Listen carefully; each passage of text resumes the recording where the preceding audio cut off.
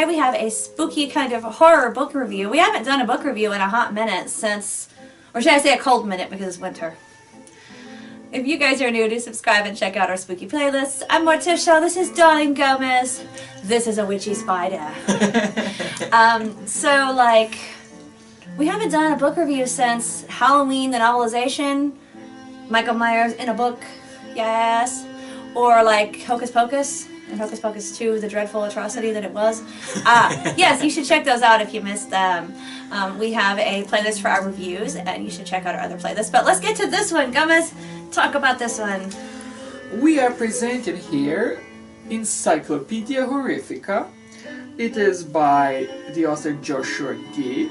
It has 140 pages and its original price was $15. And Jess found it for us, a wonderful friend of ours. We will link her channel below too. She does all kinds of fun spooky stuff. And she's doing Vlogmas like crazy. We've recorded part of a Vlogmas. We're horrible. We will get it up one day when we add to it. But I'm really impressed with her Vlogmases. So if you want to feel the holiday spirit, check her out. And you know, Encyclopedia Britannica just sounds so boring, but Encyclopedia Horrifica, I mean, you need this in your life. Yes! And this one has a little bit of everything for everybody. It has vampires. Yummy. Yes. We like vampires. It has werewolves. Such messy beasts. It has zombies. Ew. It has... They fall apart on your couch. It's so uncool. Yes, not even good as pets. No, not like this spider. It's so cute. He is adorable. It has aliens. It has ghosts. It even mentions the backstory behind Jaws, interestingly. Jaws? Yeah. Cool. Did you like the backstory? I did like the backstory. Apparently it was based on a real case in the long ago, 1916. Oh, that is pretty long ago. I mean, I have friends who were before that, like Jekyll and Hyde and Frankenstein and Dracula, but I mean, you know, it's a long ago for us. We were not here at that point. Maybe the crash of the Titanic traumatized the poor shark. I know, the shark was like, you know what? We're tired of this. So tell us about Jaws. So Jaws was based on this unusual shark that this species doesn't usually do that. It doesn't attack humans. But this was a specific shark that came out of the bay and it started chomping on people. Nobody knows why. And it stopped quickly and it made, of course, all the major news at the time. And it was just so singular because, again, this kind of shark is not known, despite it being a predator shark, a hunter, and whatever else. All the rumors that we know about sharks, they're true except in relation to humans. They don't usually seem to feed on humans, this kind. And all of a sudden it went berserk and started feeding on humans. Which, think about it, in a way that makes sense. Either something could have set it off, or, you know, people go berserk. I mean, we have brains and they can go wrong, so why not animals? Yes. So it's pretty awesome. So what does it talk about when it comes to like vampires and... Well, with vampires, for example... My favorite. Oh, it discusses the difference between Dracula and Orlok for one, and it also does Orlok, of course, the Nosferatu. Yeah. Was kind of inspired from Dracula. When they couldn't really do Dracula, they had to change it up a lot. Yes. And it also does a cute little colorful chart that describes the differences between the historical Vlad Tepes, the voivode of Wallachia, and... That's our friend, yo! Yes! And the fictional Count Dracula as described by Bram Stoker. It does not cover... I guess it doesn't cover the obvious, how they look way different?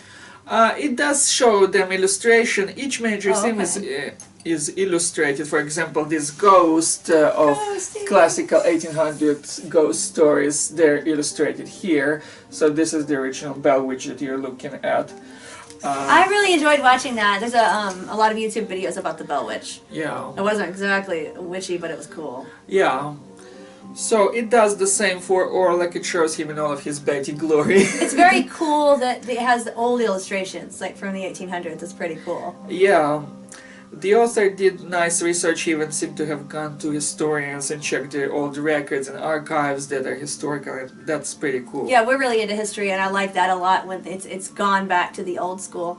Now, because we've been at Harry Pottering a lot lately, I have to say, just because he brought up Nosferatu, if Creature were taller and a vampire, he would be Nosfer freaking Ratu, you guys.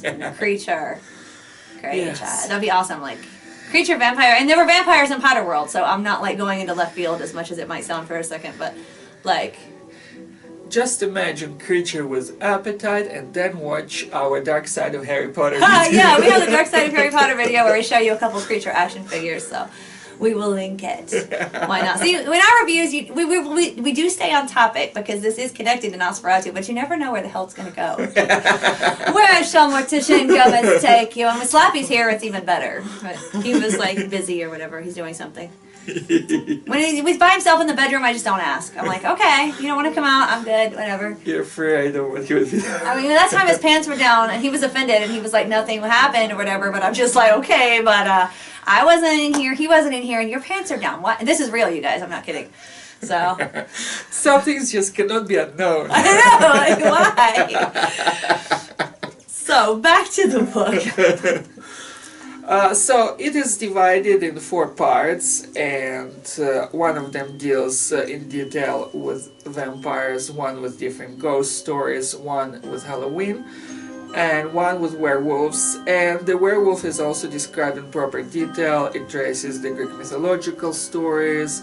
It traces... A lot of people don't know werewolves go back to ancient Greece. Yeah, exactly. And I'm really, again, glad it covers the old stuff.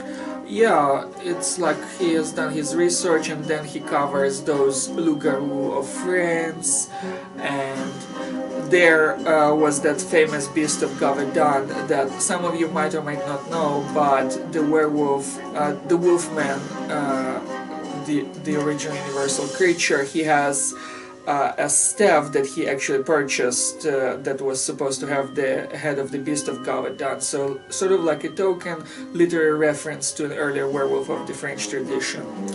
So it's... Was it helping him get into character? I think it probably gave him extra powers. Larry Talbot is the name, of course, many of you would know if because you're horror fans like us, but he probably got inspired in part by the folklore figure of the Beast of Gavardon that was a historical kind of a beast that was pursued by the orders of the King of France himself, so that was kind of interesting. And like Victoria was having some metaphysical stuff go on in her day. Yeah, exactly. So really interesting like, when monarchs get all into it. Yeah, and just like Van Helsing himself might have been based, for example, on a doctor that was at the historical Austro-Hungarian trials pursuit of real suspected vampires. It's strange to say real about vampires. I guess when it's historical it's sort of like suitable. So this book covers all of this, and I've shown you this illustration. The cover itself has this charming skull because it deals with skulls too. Like I said, it appeals to every fan of horror. It has a little bit for everybody. It does. It's very cool. And then for the end, it has this cute little schedule of different horrifying creatures at the back cover that I'm going to show you. And it features a whole table of different creatures, historical, fictional, folkloric, and others. And it's interesting that the author, by the way, chose the name Joshua Gee because it doesn't seem like a real one. The only instance of it I ever found was in relation to this famous merchant from the early 1600s who may have been related to his business affairs with the family of George Washington even. So it's kind of like cute. Another, more historical. Yeah, another token for history. So it is a nice book. It was a really easy, light read. It was educational, but not too in-depth where you get bored. Not too dry. Yeah. And it's nice to kind of have a horror reference book, sort of. Yes. And it is issued by Scholastic, so it is in itself a good recommendation. It's probably on Amazon. We'll leave a link. Yes. Oh, it even has a death head moth. I just noticed it. I almost wore my moth choker today. It's not I have a death head ring moth, but I was going to wear the choker today, but I left the eye on. But how cool. Renfield approves. So, once again, thank you, Jess. Yes, thank you, Jess. Witchy boots. Because my spider has on witchy boots. For everybody going, what are you doing? Like, Jess understands. And she gave it to us, so that's for her. And everybody else who enjoys Witchy Boots. Karen, Witchy Boots! Witchy Boots! I don't know how that started, you guys. I don't want anybody to feel left out. Anybody who wants to join in the Witchy Boots, you're welcome to. I got these Witchy Boot earrings at Walmart. And I think Gomez and I were high from not enough sleep and too much coffee. And I guess I started it, but I'd be like, witchy boots. Like, I found witchy boots, and then we would keep going, witchy boots. And for some reason, it evolved into 1, 2, 3, witchy boots. We would have to do it together, and I don't know. Like, everybody has, I'm sure, something where you go, I don't even know where the hell this started. It sprouted wings, it grew into a monster, and it is now witchy boots. You see, that just shows you how folklore is born. Yes, because in 100 years, no one will know where or how, but everybody will be, every time they see them, going, witchy boots. It has to be like that. So I'm sure some people are saying it with us right now. They're going to hear it in their heads, and they're going to see witch boots somewhere, whether it's on a shirt or on their Halloween decor, and they're going to say, witchy boots.